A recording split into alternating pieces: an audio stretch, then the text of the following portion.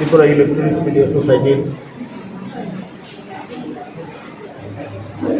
সম্পাদক আমার বন্ধু সৌরজিৎ পাল মহোদয়, মাননীয় কুমলুং প্রেস ক্লাবের সভাপতি সম্পাদক এবং সদস্যবৃন্দ। কুমলুং প্রেস ক্লাব তৈরি হওয়ার পর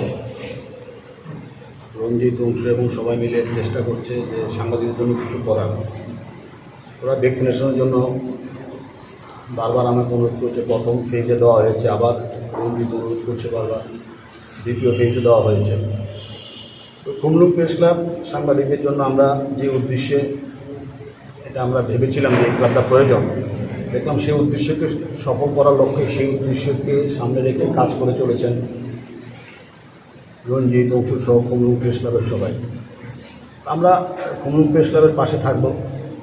আর আমাকে রঞ্জিত বলেছে, অংশ বলেছে, ফার্নিচারের ব্যাপারগুলো বলেছে। আমি দেখেছি ফার্নিচার নাই, তো ফার্নিচারের একটা ব্যবস্থা আমরা করব, ওদের জন্য আমরা একটা করব।